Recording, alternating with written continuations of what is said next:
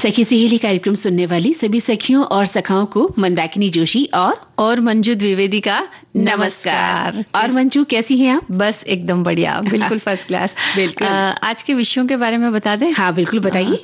कई हमारे जो साथी हैं वो लिख रहे हैं कि बड़े रोचक विषय हैं, और एक विषय के बारे में तो उन्होंने ये भी लिखा है कि बातें हल्की फुल्की, इसमें आपने अपनी ऑक्सीजन अपने साथ, इसका मतलब क्या होता है ये समझ में नहीं आया। खैर हम समझाएंगे इसका मतलब। सबसे पहले जो है वो हम बात करते हैं अंतर्राष्ट्रीय महिला वैज्ञानिक दिवस, ये एक आज का विषय है।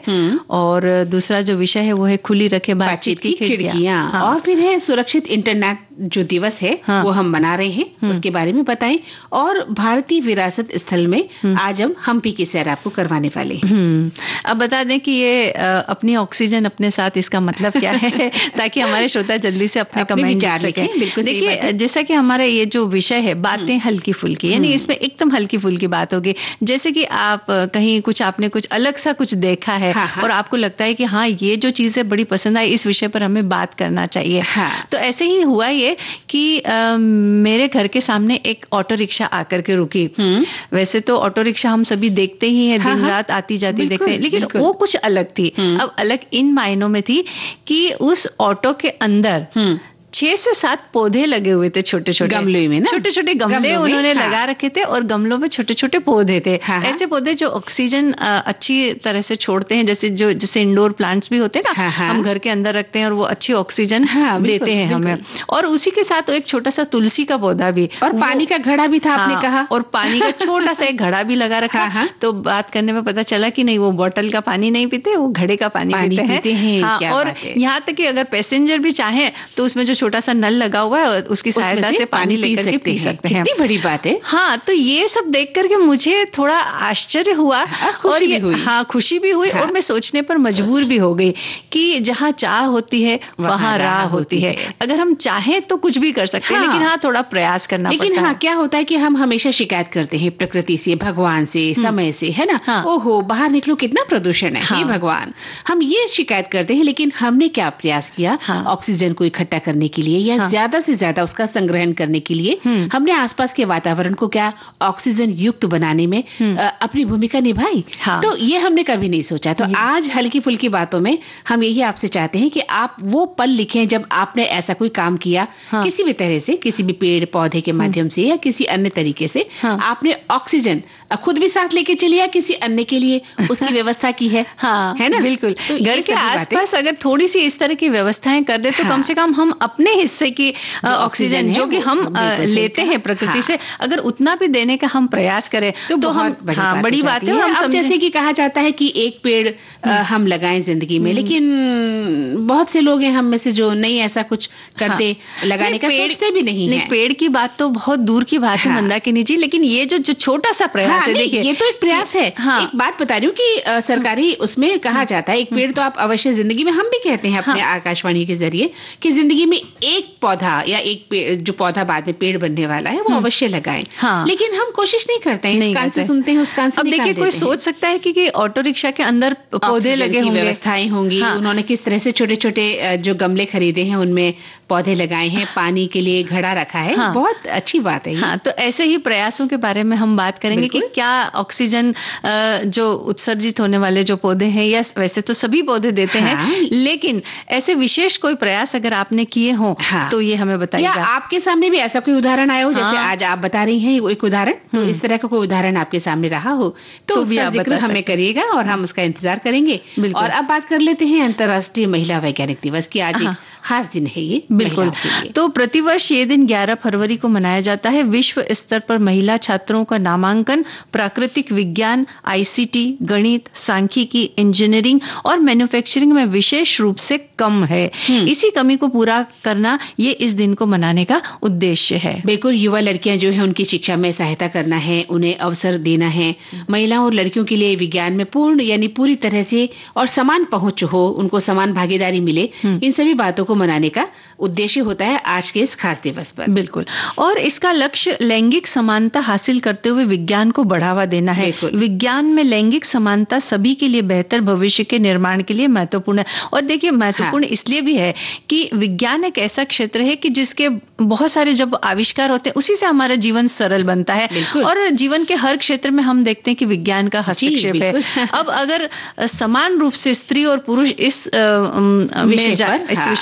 विषय की पढ़ाई करेंगे, इस क्षेत्र में जाएंगे और रिसर्च करेंगे, नई नई खोज करेंगे, तो हमें और भी ज्यादा सुविधाएं मिलेगी। लेकिन ऐसा है, मैं ये भी समझती हूँ मंजू की महिलाएं अब साइंस की ओर बढ़ रही हैं। ऐसा नहीं है, बहुत महिला वैज्ञानिक हमारे देश में हैं।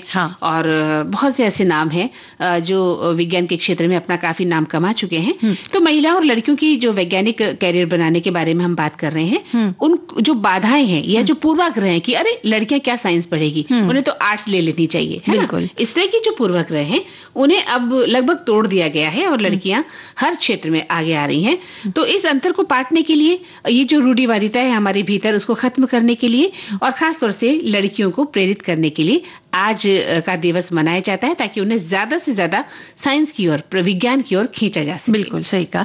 और दुनिया भर में विज्ञान, प्रौद्योगिकी, इंजीनियरिंग और गणित विषयों में सभी स्तर पर पिछले कई सालों में जेंडर के आधार पर काफी अंतर हालांकि हुआ है। हालांकि महिलाओं ने उच्च शिक्षा में अपनी भागीदारी भी बढ़ाई है, लेकिन अभी भी इस दिशा में काफी कुछ करना बाकी है। लेकिन देखिए ऐसा है ना मंजू, पढ़ाई का तो अंत नहीं है। आप जितना पढ़ेंगे, पढ़ते जाएंगे, आगे से आगे पढ़ाई और आपको मिलती जाएगी। अंतहीन सफर है ये। बिल्कुल। फिर विज्ञान की अगर बात करते हैं तो विज्ञान तो फिर अंतहीन एक समंदर है, आप उसकी था नहीं पा सकते, लेकिन अपनी यात्रा जारी आपको रखनी चाहिए। हमारे श्रोता लिखते भी हैं कि विज्ञान में महिलाओं और लड़कियों का अंतर्राष्ट्रीय दिवस पर, भाई इनसे हमारी आधी आबादी बनती है, फिर भी इनका अंतर्राष्ट्रीय दिवस होना ही चाहिए। किंतु विज्ञान में इनके अंतर्राष्ट्रीय दिवस का तात्पर्य ये है कि अब सच में कंधे से कंधा मिलाकर चल रही हैं महिलाएं। विज्ञान अपने आप में ही एक आविष्कारक अनोखा विषय है और उनके योगदान वैश्विक स्तर पर इस क्षेत्र में हो भी रहे हैं, तो यह उनके बौद्धिक क्षमता का उन्नयन है। विज्ञान के भी विविध क्षेत्र हैं, इसलिए अपनी रुचि के अनुसार उनके चयन पर इस क्षेत्र की पराकाष्ठा तक पहुंचे तो कोई आश्चर्य नहीं है। तभी तो कहा जाता है कि एडिसन या आइंस्टाइन नहीं हो जाते सभी, लेकिन जहां लगन है वहां कुछ भी असंभव नहीं है। फिर हमारे यहाँ तो बहुत सी चीजें वो बताते हैं कि साइंस के कितने प्रयोग हमारे देश में होते रहे हैं। बिल्कुल। और एक साथी ये भी लिख रहे हैं कि विज्ञान में महिलाओं और लड़कियों का अंतर्राष्ट्रीय दिवस हर साल 11 फरवरी को मनाया जाता है। ये दिवस केवल एक जागरूकता नहीं है, बल्कि ये विज्ञान में लिंग आधारित भेदभाव को खत्म करने और महिलाओं को वैज्ञानिक अनुसंधान और नवाचार में प्रेरित करने का एक महत्वपूर्ण मंच है। इसलिए ये दिन महिलाओं और लड़कियों के लिए विज्ञान में पूर्ण और समान पहुंच और भागीदारी प्राप्त करने पर केंद्रित है। बिल्कुल। वहीं एक श्रोता लिखते हैं कि विज्ञान में लड़कियों को दिए गए जो दिवस दिया है इसलिए मनाया जाता है क्योंकि विज्ञान के क्षेत्र में भी हम लड़कियां और महिलाएं आगे बढ़े। हालांकि अब विज्ञान के क्षेत्र में ऐसी जगह नहीं बची जहां लड़कियां और महिलाओं ने उत्कृष्ट प्रदर्शन नहीं किया हो, लेकिन ये देखने के बाद भी हम एक क्षेत्र में लड़की और महिलाओं को आगे हम बढ़ाना नहीं चाहते और उन्हें स्टेटस मतलब नहीं देना चाहते। लेकिन मैं माता पिता से कहना चाहूंगी कि अगर आपकी बच्चियां इस क्षेत्र में रुचि रखती हैं तो उन्हें जरूर आगे बढ़ने दें, उन्हें दूर ना करें, उनके सपने को पूरा करें। यही तो है इस दिवस का उद्देश्य। और महिलाओं ने भी विज्ञान के क्षेत्र में काफी हद तक उपलब्धियां हासिल कर ली है, तो हम ये नहीं कह सकते कि लड़कियां इस क्षेत्र में कुछ नहीं कर सकती। अब हमें गानों से भी दूर नहीं रहना चाहिए।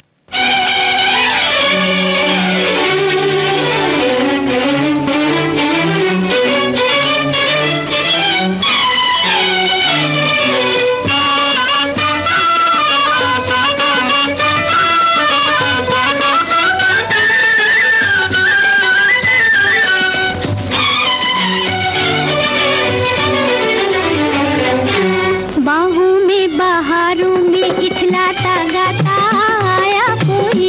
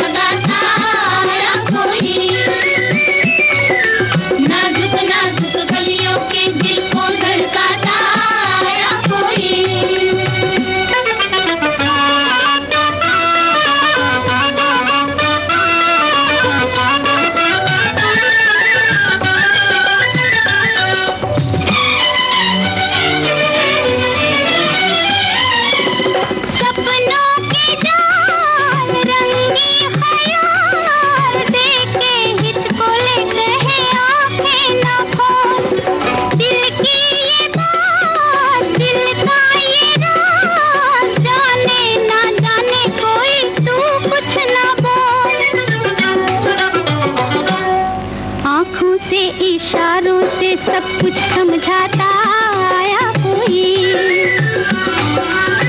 आया कोई, आया कोई, आया कोई, होए बागों में बहारों में खिलता गाता आया कोई, नाजुक नाजुक कलियों के दिल को धड़काता आया कोई।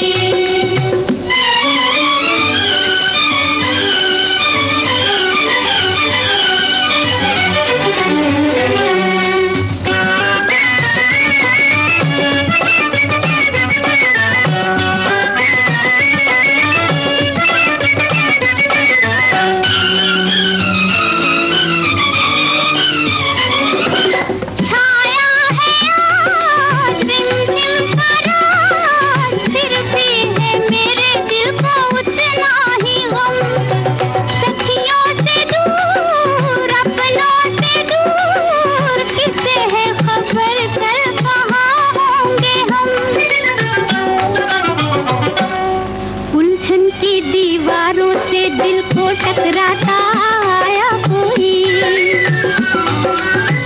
आया कोई, आया कोई। गाना हमने सुन लिया मंदाकिनी जी, और कार्यक्रम में समय हो चला है एक अंतराल का।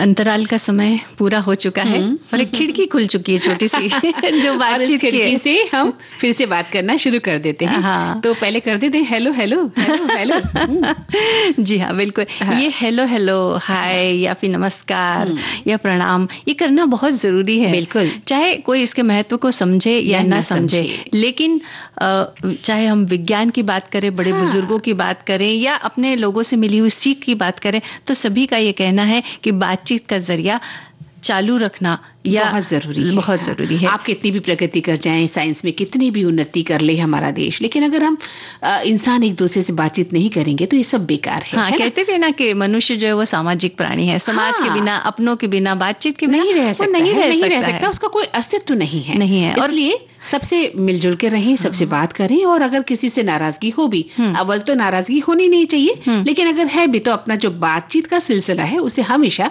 चालू रखें, जारी रखें। बिल्कुल।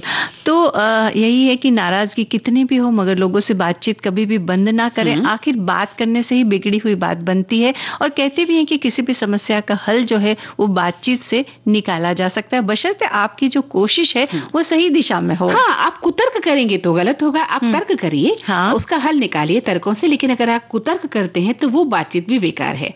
रिश्तों में अगर बातचीत की खिड़कियों को खुला रखेंगे तो आपके जो प्रेम के दरवाजे हैं वो कभी बंद नहीं होते। एक तो रिश्ता अगर पति पत्नी का है तो हर मुद्दे पर खुलकर बात होनी चाहिए, बड़ी समझदारी से बात होनी चाहिए, ताकि रिश्ते में किसी गलतफहमी का या मनमुटाव का कोई स्थान न रहे। और इसके अलावा भाई बहन के रिश्ते हैं, माता पिता के रिश्ते हैं, अन्य रिश्तेदारों से हमारे जो भी रिश्ते हैं उनमें आपसी सामंजस्य और समझदारी होना बेहद जरूरी है। हाँ, दोस्ती का रिश्ता है, सहकर्मी का रिश्ता है, पड़ोसी का रिश्ता है, इन सब में भी बातचीत रहना बहुत जरूरी है। पड़ोसियों से भी अच्छे संबंध होना जरूरी है। और मंजू, सबसे बड़ी बात कि जब तक हम किसी का सम्मान नहीं करेंगे ना, हम बात कर नहीं सकते। एक्चुअली वो होता क्या है, हमारे भीतर किसी के लिए अगर सम्मान नहीं है, स्नेह नहीं है, प्यार नहीं है, तो हम अपने आप को वैसा बना ही नहीं पाते जैसा कि हम जिक्र कर रहे हैं जिस तरह का। तो पहली बात कि मेरे मन में आपके लिए सम्मान होना चाहिए, प्यार होना चाहिए, तब जाकर मैं आपसे बातचीत करने के स्तर तक पहुंच सकती हूँ। अगर वो नहीं है तो आप नहीं बात करते हैं। फिर और बातचीत का विषय क्या है ना, ये भी बहुत महत्व रखता है। ऐसा नहीं कि बातचीत करने का ये मतलब है कि आज आपने इसकी बुराई की, उसकी बुराई करी। मतलब बातचीत का मतलब ये होता है कि अगर एक दूसरे की भावनाओं को समझे, अगर उसे सामने वाले को कोई परेशानी है तो बातचीत के द्वारा उनकी परेशानी को दूर किया जा सकता उसको समझने की कोशिश कीजिए। क्योंकि कभी कभी क्या होता है, कई लोगों को छुपाने की आदत होती है कि नहीं मैं अपनी परेशानी बताऊंगा, बताकर क्यों सामने वाले को परेशान करूं। लेकिन ये हमारी जिम्मेदारी बन जाती है कि बातों ही बातों में हम उनको कुछ इतना कंफर्टेबल कर दें या इतना आरामदायक बना दें कि वो अपनी परेशानी को बता सके। लेकिन एक बात और है, कई बार लोग इस आड़ में आपकी परेशानी जान लेते हैं और फिर आपका साथ नहीं देते हैं। ऐसे लोग भी हैं, तो थोड़ा सावधान रहें कि आप अपनी परेशानी बता रहे हैं, उस व्यक्ति को बताइए जो सचमुच आपके साथ हो, है ना। ऐसा ना हो कि वो आपकी कमजोरियों का फिर फायदा उठाने लगे। तो आमतौर पर क्या होता है कि आजकल हर व्यक्ति बहुत व्यस्त हो गया है, क्योंकि उसकी जीवन शैली ऐसी हो गई है। साथ ही लोग बातचीत की जो अहमियत है उसको अब कम आंकने लगे। एक तो मोबाइल ने हमें बिल्कुल वो कर दिया है, बातचीत से बंद, हम अपने मोबाइलों में लगे रहते हैं। हाँ, सबको ऐसा ही लगता है कि बस हम अपना मोबाइल देख रहे हैं ना, बस सारे जहान की जानकारी, हमारा मोबाइल, हाँ सारे जहान की जानकारी हमें मिल गई है। अब किसी से बात करने की आवश्यकता बची ही क्या है। देखिए, एक समय में ये नारा होता था, हम दो हमारे दो, ठीक है, परिवार नियोजन का। और अब हो गया है हम, मैं और मेरा मोबाइल। तो ये जो चीजें हैं ना, ये इंसान को अकेलेपन की ओर ले जा रही हैं। आपसे रिश्तों में टकराहट हो रही है, आपसे रिश्तों में दूरी हो रही है। हम ऐसा समझते हैं कि हम कम बोलकर बहुत अच्छे रिश्ते मेंटेन कर रहे हैं। नहीं, आप बहुत बड़ी गलती कर रहे हैं। आप अगर घर में रहकर भी आप सहज नहीं हैं, असहज हैं, आप आपस में बात नहीं करते हैं, बात का जवाब ढंग से नहीं दे पाते हैं, या आपके पास बात करने की विषय ही नहीं है, तो फिर आप किस रूप में समाज को क्या दे पाएंगे? आप अपने बच्चों को क्या सिखा रहे हैं? आपके बच्चे भी वही सीख रहे हैं जो आप कर रहे हैं। तो परिवार में, पड़ोस में, ऑफिस में, समाज में जब भी आप जाते हैं, आप अपने रिश्तों को मजबूत बनाइए, कमजोर नहीं बनाइए। और जीवन में लोगों से संबंधों को सही तरीके से चलाने के लिए आप एक तरह कहते हैं ना, ये ईंधन है। एक दूसरे से बात करना, एक दूसरे को ऊष्मा देते हैं। जैसे कि भूख लगती है तो हमें भोजन की आवश्यकता होती है, वैसे ही हमारे विचारों के प्रवाह के लिए या फिर हमारे दिल को हल्का करने के लिए बातचीत करना बहुत ही जरूरी है। एक हमारे साथी ने ये बात लिखी है कि सभी विषय रोचक हैं, पर आज एक विषय बेहद रोचक और ज्वलंत लगा, वो है खुली रखें खिड़कियां बातचीत के लिए। खिड़की खुला रखने से क्या होगा? जब कोई खिड़की की तरफ कोई झांकता नहीं है और आप खुली खिड़की पर हसरत भरी निगाह डाल के देखती रह जाएंगी, आंखें थक जाएंगी, क्योंकि उनकी नजर तो मोबाइल पर है। हाँ, बहुत हुआ अगर आमना सामना हो गया तो सॉरी, मेरा ध्यान इधर यानी फोन पर था, कहा हंसते हुए लोग आगे बढ़ जाते हैं। अब खिड़की नहीं, व्हाट्सएप, फोन पर ऑनलाइन रहिए, बात नहीं होगी, चैटिंग तो हो जाती है। ये भी मैंने हल्की फुल्की बात यानी कि मजाकिया लहजे में ही लिखा है। मैं आपके विषय प्रसंग समझ गई, किसी के संबंध एकदम से खत्म मत कीजिए, थोड़ी बातचीत की गुंजाइश बनी रहे तो फिर वही बात की हम तो चाहेंगे अगला चाहे तो बात की गाड़ी आगे बढ़े, और इस पर आप सभी की बातें सुनूंगी। ऐसी कई बातें नहीं, इन्होंने बहुत सही लिखा है। इनका कहना सही है, आपने मजाक में भले लिखा होगा, लेकिन आपकी बात बहुत गंभीर है कि आपने अपने दिल की दिमाग की खिड़की खोल रखी है, तो क्या सामने वाले ने नहीं खोल रखी? सामने वाला आपसे बात नहीं करना चाहता, तो ऐसे इंसान से बात मत कीजिए ना। बात करने के लिए वही साथी चुनिए जो आपकी भावनाओं की कदर करता हो, आपको समझता हो। लेकिन वो सामने वाला जो केवल मोबाइल में डूबा हो, उसे भी इस बात की अहमियत को समझना होगा। लेकिन अगर मंजू कोई नहीं समझे इस बात को, तो आप कैसे समझा सकते हैं? कहते हैं ना कि दुनिया को बदलने से अच्छा है खुद को बदल लिया जाए। आप अपना रास्ता बदल लें कि हम ये व्यक्ति हमसे बात नहीं करना चाहता, ना सही, नहीं मिलते होंगे विचार, आप दूसरा व्यक्ति ढूंढिए। दुनिया में कमी नहीं है इंसानों की, बात करने वालों की कमी नहीं है, आपके सुख दुख सुनने वालों की कमी नहीं है, बशर्ते आपकी दिमाग की खिड़की जो है वो खुली रहनी चाहिए और आपकी नजर रहनी चाहिए लोगों पर। तो निराश मत होइए कि आपने खिड़की खोली लेकिन सामने वाले ने आप पर ध्यान नहीं दिया। कोई बात नहीं, कोई दूसरा आएगा, तीसरा आएगा, उसका ध्यान आप पर जाएगा। बिल्कुल। और एक साथी ये भी लिखते हैं कि खिड़की जो बंद रहती, ऐसी बात मन की बातचीत की खिड़की के लिए मना है, जो दिल का हाल बहारदार लिखना होगा शायद, है ना, बहारदार बनवा देती है। बातचीत की खिड़कियां खुली रखने से विचारों को आदान प्रदान, जानकारियां, चर्चा तथा भावनाओं की उपयुक्त खुशबूदार हवा की लहरें तन मन को उत्साहित बना देती है। दिल खोलकर जरूर बातें कीजिए, लेकिन याद रखें गॉसिप, अपशब्द या कलह के झोंके अंदर ना आने दे। क्या बात है मंदाकिनी जी, मैंने सोचा भी नहीं था कि मतलब ये विषय हमने चुना जरूर है, लेकिन हमारे वृहद रूप में डूब कर लिख रहे हैं। बहुत सही लिख रहे हैं ना। बिल्कुल। देखिए, एक लिखते हैं कि खुली रखें बातचीत की खिड़कियां। बातचीत करने से पहले हमारे संबंध मजबूत होते हैं, हमारे रिश्तों में एक मिठास आती है। जो रिश्तों में दूरियां भी आ गई तो नहीं, वह भी कभी कभार बातचीत करने से दूर हो जाती है। इसलिए बातचीत की खिड़की क्या हमेशा खुली रखें, लोगों से मिलते जुलते रहें। कभी कभार बातचीत करने में कोई बात आड़े नहीं आती है, जो हमारे भविष्य में भी काम आती है। इसलिए लोगों से मिलते जुलते रहें तो सबके साथ अपना भी काम निकल आता है। मतलब बातचीत से आपके काम भी निकलते हैं। और एक लिखते हैं कि बातचीत एक ऐसा जरिया है जिससे हर प्रॉब्लम का हल निकल सकता है, बस पहल करने की जरूरत है। कौन पहल करेगा ये मायने नहीं रखता है। हाँ, और साथ ही ये भी लिख रहे हैं कि मजबूत रिश्ते बनाने के लिए बातचीत का प्रवाह बनाए रखना जरूरी है, खास तौर पर पेशेवर परिस्थितियों में। जब बातचीत सुचारू रूप से चलती है तो ये एक सकारात्मक और आकर्षक माहौल बनाता है, जहां विचारों, चिंताओं, अंतर्दृष्टि का स्वाभाविक रूप से आदान प्रदान किया जा सकता है। एक श्रोता लिखते हैं कि खुली रखें बातचीत की खिड़कियां। भाई, खिड़की तो खिड़की है, और यदि बातचीत के लिए दरवाजे भी खुले रखने पड़ते हैं तो खुले रखने चाहिए, क्योंकि जीवन का उद्देश्य ही आपसी सहयोग, स्नेह और सौहार्द है। इस दृष्टिकोण से हमें एक दूसरे से हमेशा ही मुखातिब होते हुए अपने जीवन यापन में अग्रसर रहना चाहिए। तभी हमारे मानवीय मूल्यों की धार्मिक पुष्टि होगी, किंतु ये सौहार्द एक तरफा ही न रहे, इसका भी ध्यान रखा जाए। बहुत अच्छे विचार। हाँ, चलिए, और अब संगीत का भी ध्यान रखते हैं थोड़ा। मेरी दुश्मन है ये, मेरी उलझन है ये, बड़ा तड़पाती है, दिल तरसाती है। ये खिड़की खिड़की, ये खिड़की, ये खिड़की जो बंद रहती है, ये खिड़की जो बंद रहती है। मेरी दुश्मन है ये, मेरी उलझन है ये, बड़ा तड़पाती है, दिल तरसाती है। ये खिड़की खिड़की, ये खिड़की, ये खिड़की जो बंद रहती है, ये खिड़की जो बंद रहती है।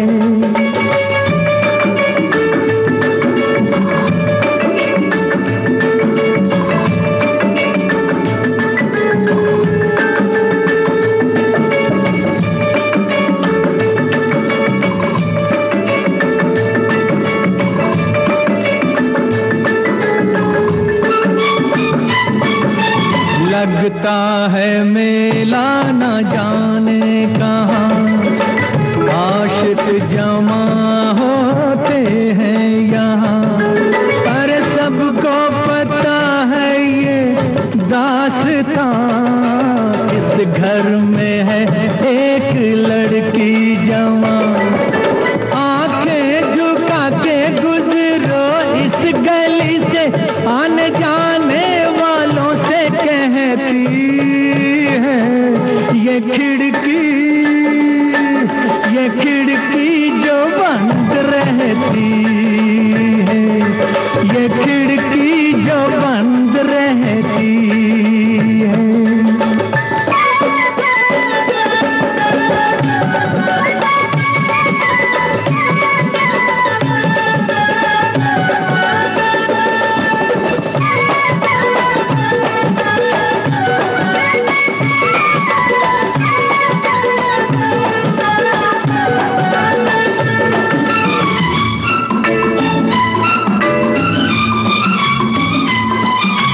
गम की घटा है ये छट जाएगी, आहों से दीवार फट जाएगी। जब सामने से ये हट जाएगी, घूंघट में गोरी सिमट जाएगी। एक रोज खुल जाएगी टूट के ये, कितनी नजरों के तीर सहती है ये खिड़की, ये खिड़की जो बंद रहती है, ये खिड़की जो बंद रहती है।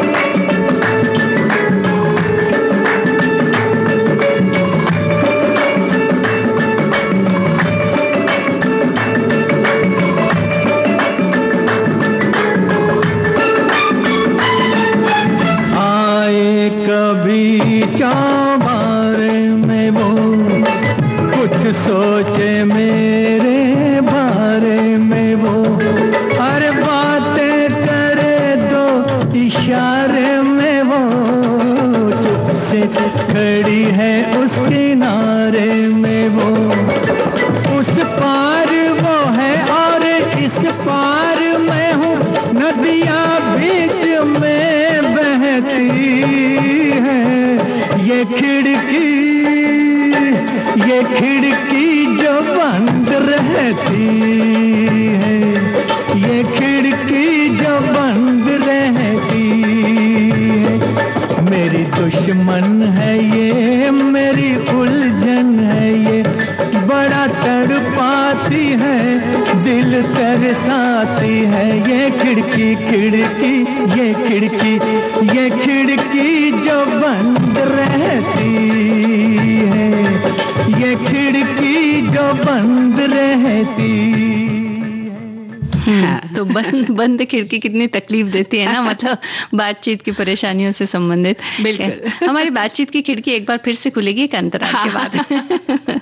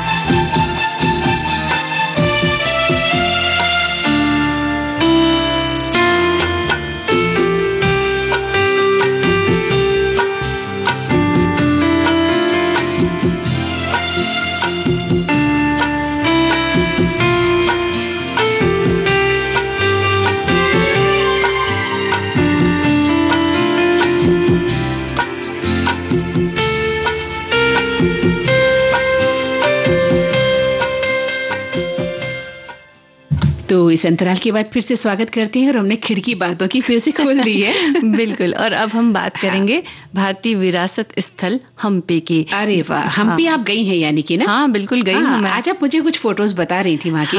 कितने सुंदर कलात्मक जो है चित्र बता रही थी। तो देखते ही बनता है वहाँ। बिल्कुल, वहाँ के जो चित्र हैं वो तो अच्छे थे ही, देखे ही हमने। और वहाँ की कलाकृतियां वो तो है ही अच्छी, लेकिन इससे भी एक और बड़ी बात जो महसूस करने वाली है और जो मैंने वहाँ जाकर के महसूस की वो ये है कि वहाँ जाने के बाद में आपको एक असीम शांति का अनुभव होता है, दिल को एक सुकून मिलता है, आपका मन जो है वो अध्यात्म की तरफ थोड़ा आगे बढ़ता है, और जो दिल को जो एक सुकून, वो जो शांति मिलती है ना, वो हम चाहे कुछ भी कर ले वो आसानी से हमें नहीं मिल पाती है। लेकिन वहाँ जाकर के उस चीज को जब महसूस करते हैं ना, तो उसका जो आनंद है वो कुछ अलग ही होता है, वो दोगुना चौगुना हो जाता है। देखिए मंजू, जीवन में हमें बहुत कुछ मिल जाता है, लेकिन कहते हैं ना शांति नहीं मिलती, वो सुकून। हर आदमी अरबपति, करोड़पति, लखपति, हजारपति होंगे, लेकिन सुकून की तलाश में आज भी घूमते रहते हैं कि उन्हें कहीं से सुकून मिल जाए, है ना, चैन की नींद सो ले। और इसके लिए हम कई बार पर्यटन करने जाते हैं, हम पहाड़ी स्थानों पर जाते हैं, स्थलों पर, ताकि कहीं ना कहीं हमें आम जिंदगी से कटकर हम शांति की खोज कर सके। तो आपने हम्पी देखा है और आप ऐसा मानती हैं कि वहां पर आपको सुकून और शांति मिली, तो इससे अच्छा विरासत स्थल कौन सा हो सकता है? तो दुनिया भर में वैसे तो ऐसे कई सांस्कृतिक और प्राकृतिक विरासतें हैं जो हमें हमारी संस्कृति और इतिहास के बारे में बताती है, और इन्हीं में से एक है हम्पी। हम्पी कर्नाटक राज्य का एक छोटा शहर है जो अपने ऐतिहासिक मंदिरों के लिए प्रसिद्ध है। और तुंगभद्रा नदी के तट पर बना हुआ है ये शहर। विजयनगर साम्राज्य के अवशेषों का साक्षी भी है, और यहाँ का जो माहौल है वो हमें इस बात के लिए मजबूर करता है कि हम यहाँ का इतिहास जाने। यहाँ आकर जब हम विभिन्न मंदिरों को देखते हैं या इनके दर्शन करते हैं तो हमारा मन भी भक्ति में लीन हो जाता है। और विजयनगर साम्राज्य के दौरान यहाँ अनेकों मंदिरों का निर्माण किया गया। यहाँ के प्राचीन राजाओं ने कला और कृषि के बारे में भी उन्होंने बहुत उन्नति की, इमारतें आदि का निर्माण निर्माण करवाया और इनमें विभिन्न वास्तुकलाओं का प्रयोग किया गया और ये कलाएं वाकई में अद्भुत है और देखने योग्य है। तो यहाँ की जो इमारतें देखकर ही हम ये अनुभव कर लेते हैं कि यहाँ एक समृद्धशाली सभ्यता निवास करती रही होगी, उसका साम्राज्य रहा होगा।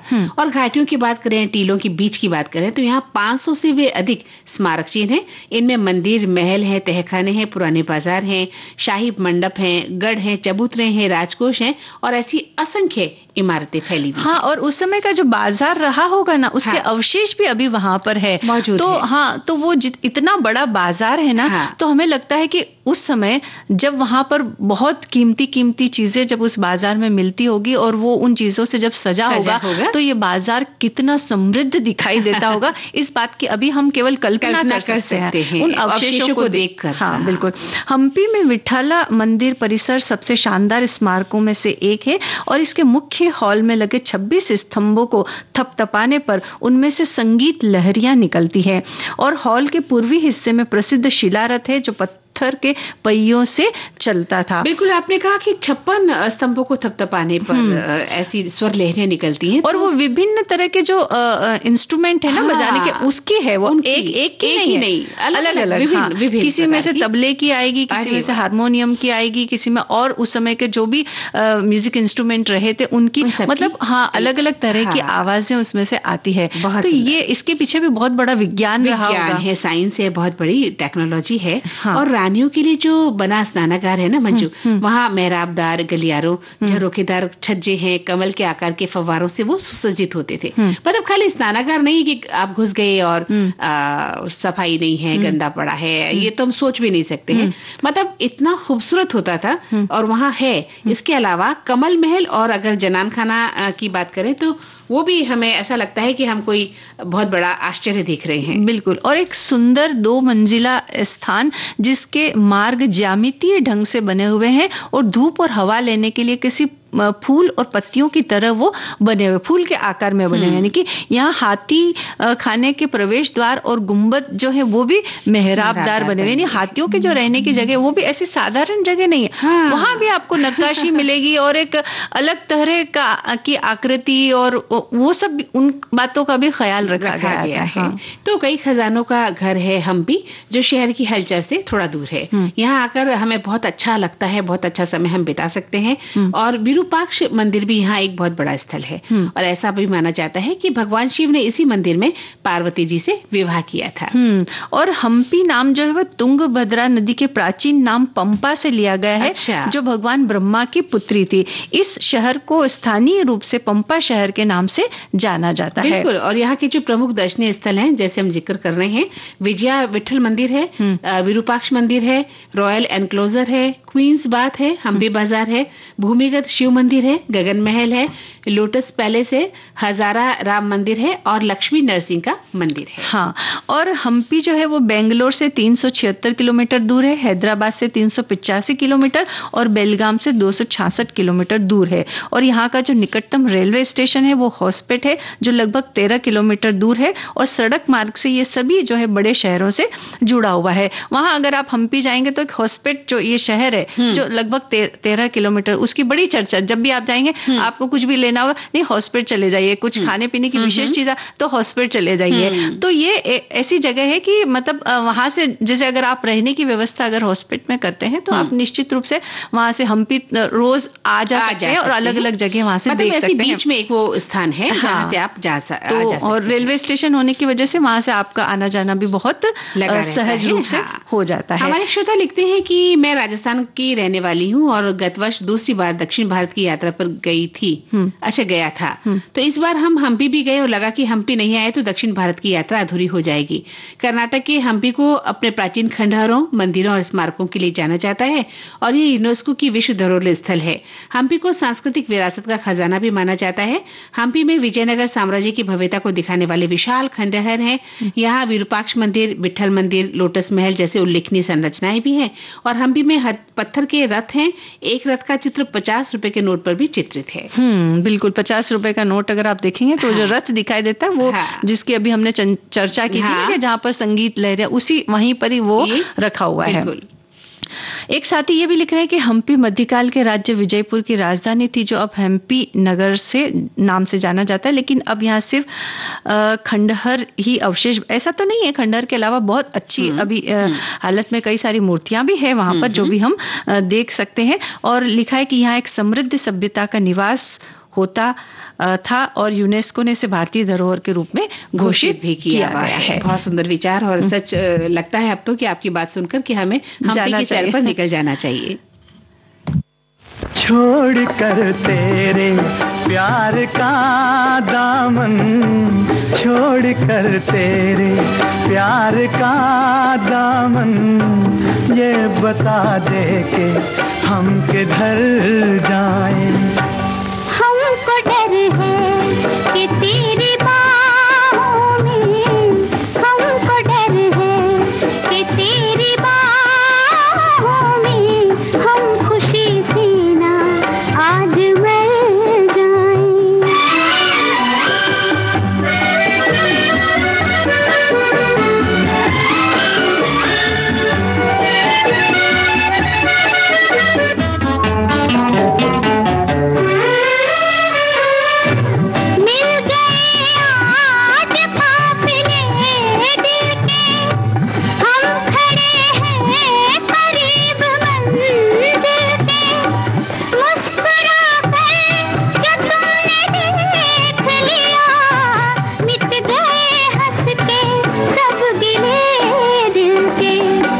कितनी प्यारी हैं ये हंसी घड़ियां, इनसे कह दो यहीं ठहर जाएं। हमको डर है कि तेरी बाहों में हम खुशी से ना आज मर जाएं।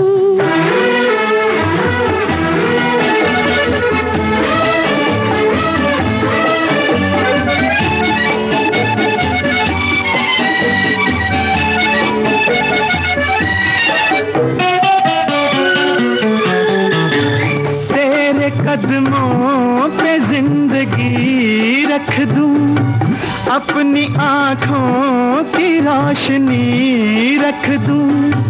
तू अगर खुश हो मैं तेरे दिल में अपने दिल की हर एक खुशी रख दूं।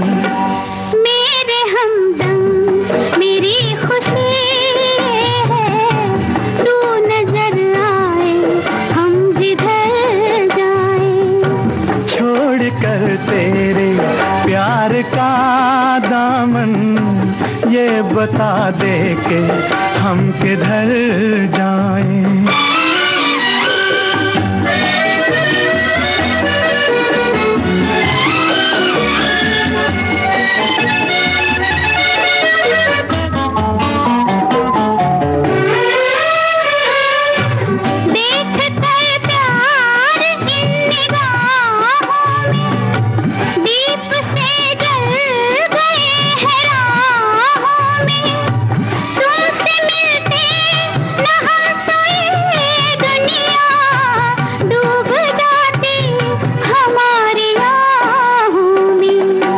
अपनी आहों से आज ये कह दो, अब न होठों पे उम्र भर आए। छोड़ कर तेरे प्यार का दामन, ये बता दे के हम किधर जाएं। हमको डर है कि तेरी बाहों में हम खुशी से ना आज मर जाएं। हाँ, तो मंजू, हम आज बात कर रहे हैं बहुत सारे विषयों पर, साइंस को लेकर हम बात कर रहे हैं कि विज्ञान का आज दिवस है, और ऐसा ही एक खास दिवस और है आज, इंटरनेट दिवस, जो कि सुरक्षित इंटरनेट दिवस के रूप में हम मना रहे हैं। बिल्कुल। ये दिवस क्या है, इसके बारे में थोड़ी चर्चा कर ली जाए। बिल्कुल। देखिए मंदाकिनी जी, इंटरनेट के बिना हम आजकल सोच भी नहीं सकते कि उसके बिना हमारा काम चल जाएगा। बिल्कुल। मतलब इंटरनेट हमारे जीवन में इस तरह से घुल मिल गया है कि हर क्षेत्र में हमें उसकी जरूरत पड़ती है। तो जब किसी भी चीज का हम उपयोग करते हैं तो उसके साथ साथ कुछ लोग उसका दुरुपयोग भी करते हैं, या फिर उसके साथ साथ कुछ ऐसी भी चीजें जुड़ी हुई होती है जो खतरनाक हो सकती है। तो बस यही है कि हम उपयोग करें किसी भी चीज का, लेकिन थोड़ी सुरक्षा के साथ, हर चीज के दो पहलू हैं, हर सिक्के के दो पहलू हैं। आप सुरक्षित इंटरनेट चाहते हैं, असुरक्षित चाहते हैं, ये आपको सोचना है, क्योंकि जरूरत से ज्यादा किसी भी चीज का जब हम उपयोग करते हैं तो असुरक्षा हमारे या फिर बिना सोचे समझे तो असुरक्षा हमारे आसपास बढ़ावा आता है, उसको बढ़ावा मिलता है। इसलिए इंटरनेट पर काम करें, क्योंकि आजकल जॉब भी ऐसी है, नेचर ऑफ जॉब ऐसे ही हो गए हैं। बच्चों की पढ़ाई के लिए हमें घर में इंटरनेट की व्यवस्था करनी पड़ती है। आप 24 घंटे उसके साथ रहते हैं, लेकिन फिर भी आपको सोच और संभल कर इसका कहते हैं ना, उपयोग करना चाहिए। बिल्कुल। तो सेफर इंटरनेट डे यानी कि सुरक्षित इंटरनेट दिवस, ये इंटरनेट और सोशल मीडिया के इस दौर में सुरक्षित इंटरनेट दिवस का महत्व काफी बढ़ जाता है।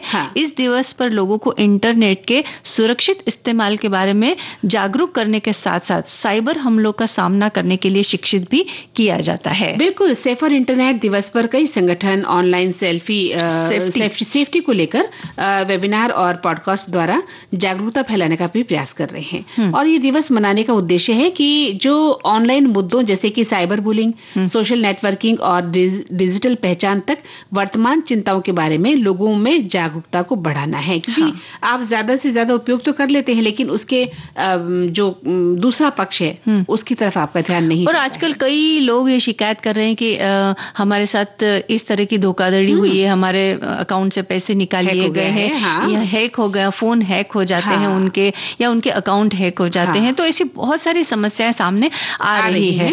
तो इन सब से हमें सावधान रहना है। और सुरक्षित इंटरनेट दिवस प्रोग्राम को साल 2004 में यूरोपीय संघ के बच्चों के लिए बेहतर इंटरनेट, ये एक विषय है, इस कार्यक्रम के हिस्से के रूप में लॉन्च किया गया था। और इसके बाद जब लगा कि दुनिया को भी इसकी जरूरत है, तो दुनिया भर में भी इसे मनाया जाने लगा। और वर्तमान की बात अगर करें तो वर्तमान में वैश्विक स्तर पर करीब 200 देशों द्वारा इस दिवस को मनाया जाता है।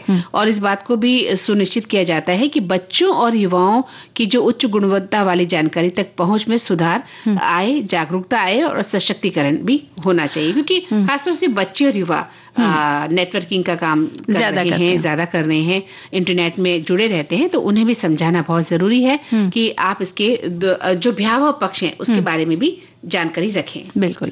और साथ ही बच्चों के लिए एक सुरक्षित ऑनलाइन स्थान स्थापित करना भी जरूरी है। साइबर क्राइम सेल द्वारा इस दिन विशेष कार्यक्रम आयोजित कर बच्चों और युवा लोगों को इंटरनेट पर काम करने के दौरान बरती जाने वाली जो सावधानियां हैं उनके बारे में उनको बताया जाता है। और माता पिता को भी अपने बच्चों के साथ इंटरनेट और उसके उपयोग के बारे में खुली नियमित बातचीत करने के लिए प्रोत्साहित करना बहुत जरूरी है। इंटरनेट के उपयोग के लाभ क्या है, जोखिम क्या क्या है, इस बारे में भी बात कर लेनी चाहिए। और हम ये कह सकते हैं कि इंटरनेट हमारे जीवन का अभिन्न अंग है। ये सीखने, बनाने और जुड़ने के अवसर हमें प्रदान करता है, ये तो सच बात है।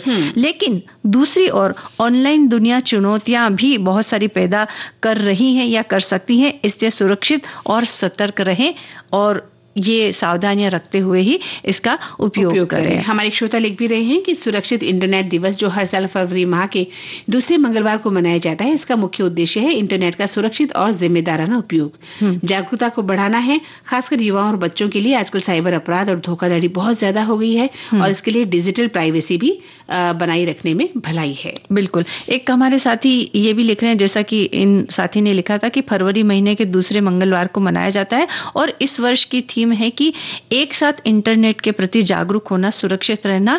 और ये दिवस हर साल जो है मनाया जाता है, जिसका उद्देश्य है कि हम इंटरनेट के प्रति सुरक्षित रहें और सुरक्षित होकर उसका उपयोग करें। और इंटरनेट के प्रति सुरक्षित रहने के लिए ये भी हमने बात सुनी है कि जैसे अनजान व्यक्ति हो तो उसका अपना OTP उसको ना बताएं, किसी की फ्रेंड रिक्वेस्ट है वो जल्दी से एक्सेप्ट ना करें, इस तरह की, या कोई भी लिंक भी नहीं खोले। बच्चे क्या करते हैं, जुड़े रहते हैं और कोई लिंक आई और तुरंत खोल लेते हैं। तो इस तरह की लिंक को भी आपको नहीं खोलना है। तो ये सब सावधानियां हमें रखनी है और इस तरह से इंटरनेट का उपयोग हम ठीक तरह से कर पाएंगे। बिल्कुल। एक श्रोता लिखते हैं कि आज इंटरनेट हर हाथों में पहुंच गया है और इंटरनेट के माध्यम से हम देश विदेश से और जरूरी जानकारी प्राप्त करते हैं, लेकिन आजकल सोशल मीडिया पर इतने फ्रॉड कॉल, फ्रॉड व्हाट्सएप और अन्य तरह के लिंक आते हैं कि उसे टच करते ही हम बहुत बड़ी मुसीबत मोल ले लेते हैं। तो हमें इंटरनेट को बहुत ही सावधानी से खोलना है। हम सुरक्षित रहें, इंटरनेट का उपयोग करें, मगर बहुत ही सेफ तरीके से, ताकि हमारे को कोई मुसीबतों का सामना न करना पड़े और हमारे पैसे को कोई ऑनलाइन ठगी ना कर सके। चलिए, एक सावधानी हमें भी बरतनी है कि बातों के बीच थोड़ा सा गीत भी सुन लिया जाए। हाँ, बिल्कुल।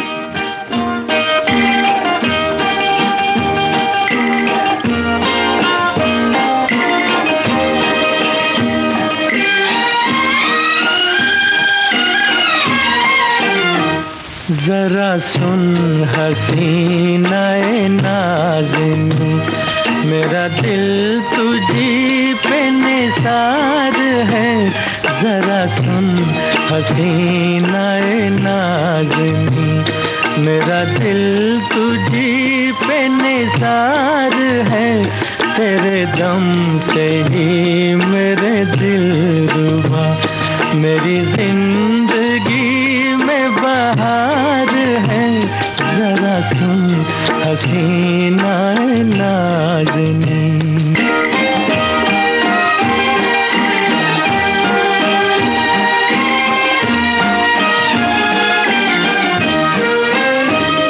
हुई जब से मुझ पे तेरी नजर, मैं हूँ अपने आप से बेखबर। हुई जब से मुझ पे तेरी नजर, मैं हूँ अपने आप से बेखबर। हुआ जब से दिल में तेरा गुजर, हुआ जब से दिल में तेरा गुजर। मुझे चैन है न करार है। जरा सुन हसीना नाज़िनी।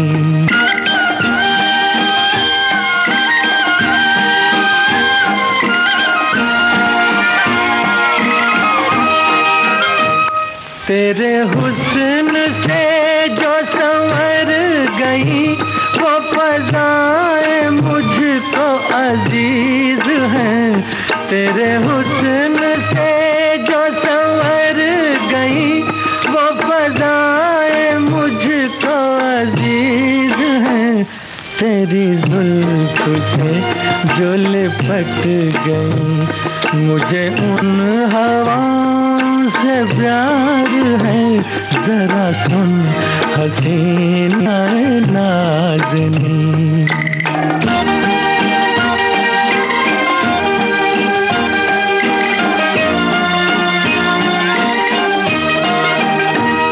ये हसीन फूलों की डालियां तुझे दे रही है सलामियां। ये हसीन फूलों की डालियां तुझे दे रही है सलामियां।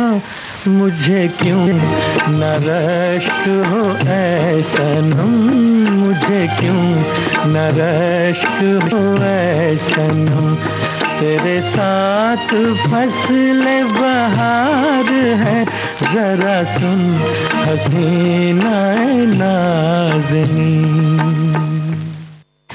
मंदाकिनी जी, हमने अभी हम्पी की बात की ना, तो उसमें से एक दो जगहों के नाम हमने नहीं लिए, तो हमारे साथी ने हमको याद दिला दिया है। तो वो लिख रहे हैं कि आप, अंग्रेजी में लिखा है ना, तो मैं इसका हिंदी अनुवाद आपको करके बता रही हूँ। लिख रहे हैं कि आप है ना भूल गए हैं कुछ। एक आंजनेय स्वामी टेम्पल है वहां पे, जो कि भगवान हनुमान जी का बर्थ प्लेस है ना। और किष्किंधा नगरी ऑफ वाली है ना, जो किष्किंधा नगरी थी उनके, और सुग्रीव, बाली और सुग्रीव, इनके बारे में भी आपने नहीं बताया है, तो इनका नाम भी बताइए। और सचमुच ये वहां है, मैंने दोनों जगह देखी है। जब आप ये जो आंजनेय पर्वत है वहां जाएंगे तो करीब करीब 500 सीढ़ियां आपको चढ़नी पड़ती है।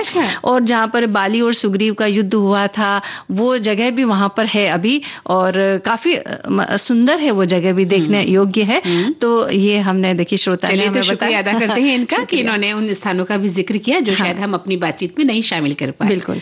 अब अपनी ऑक्सीजन अपने साथ समय कम है है, बात ज्यादा है। हमारे साथी लिखते हैं कि तुलसी हर घर में लगाया जाता है। पहले घर मोहल्ले में एक पीपल, बड़, नीम का पेड़ जरूर रहता था जो ऑक्सीजन के स्रोत होते हैं, पर अब तो जगह की कमी से लगाना इनको संभव नहीं है। ज्यादा लोग अब फ्लैट में रहते हैं और गमले में तुलसी के पौधे, मनी प्लांट लगने लगे हैं और यही हमारे ऑक्सीजन है, तो हमारे साथ रहते हैं। पुणे में अपने बेटे के फ्लैट के बालकनी में मैंने ढेर सारे गमले में श्यामा और रामा तुलसी लगा रखी है। सभी काफी घने और बड़े हो गए। इस बार सर्दियां भी कम पड़ी तो सभी वो अभी स्वस्थ हैं, क्योंकि सर्दी में जरा तुलसी मुरझा जाती है।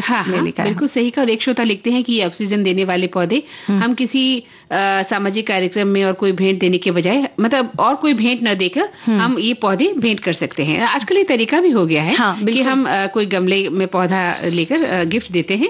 इससे दो तरीके काम हो सकते हैं। एक तो पौधों की खपत होगी और मुफ्त में पौधा घर में लग जाएगा, यही हमारे घर के अंदर ऑक्सीजन का काम करेगा। दूसरा, घर में ऑक्सीजन बढ़ाने का एक और तरीका ये भी है कि घर में भीमसेनी कपूर घर के कोने में किसी प्लेट में आप रख सकते हैं। एक हमारे साथी लिख रहे हैं कि अपनी ऑक्सीजन अपने साथ, घर के आंगन में या बालकनी में गमले में स्नेक प्लांट, पीस लिली जैसे ऑक्सीजन रिलीज करने वाले प्लांट जरूर लगाएं। ये जो इन पौधों के बारे में कहा जाता है कि एक तो इनका मेंटेनेंस ज्यादा नहीं करना पड़ता, ज्यादा ध्यान देने की जरूरत नहीं पड़ती, ज्यादा धूप की भी जरूरत नहीं पड़ती है इन्हें, और आप घर के अंदर भी इन्हें रख सकते हैं और ये काफी अच्छी ऑक्सीजन दे सकते हैं। और मंजू, सबसे बड़ी बात यह है कि मुंबई से बाहर भी जो लोग रहते हैं इतने बड़े देश में, उनके पास जमीन होती है। घर से बाहर आपके पास बागवानी के लिए भी जमीन होती है। आप रसोई से भी किसी चीज को जोड़ सकते हैं, जहां से आप छोटी मोटी अपने घर में बागवानी कर सकते हैं।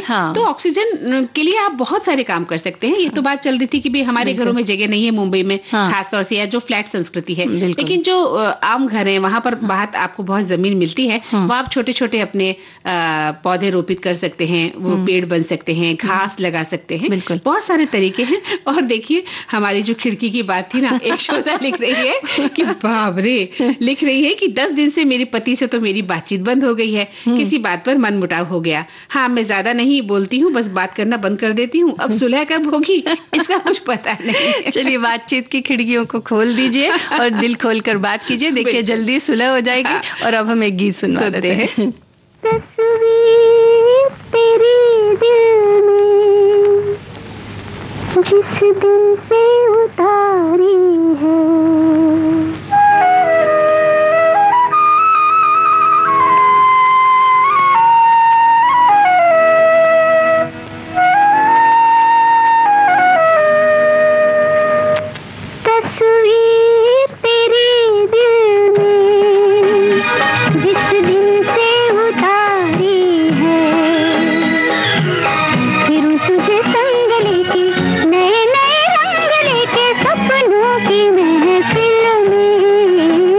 तस्वीर तेरी दिल में जिस दिन से उतारी है,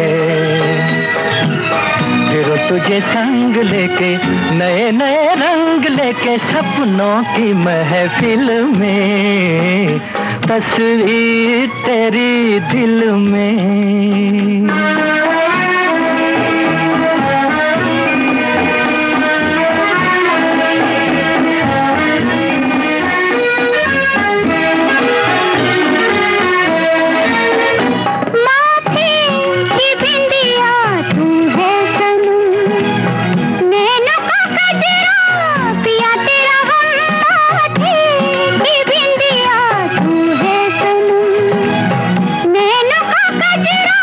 पिया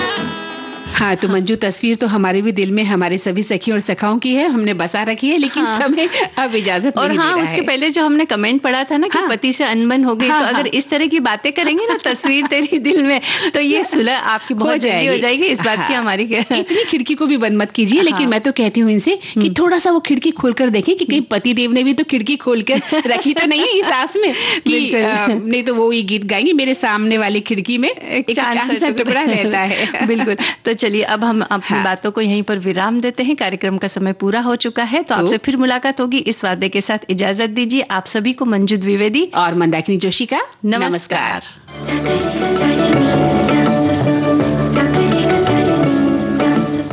इस कार्यक्रम की प्रस्तुतकर्ता हैं अनुश्री पाठक।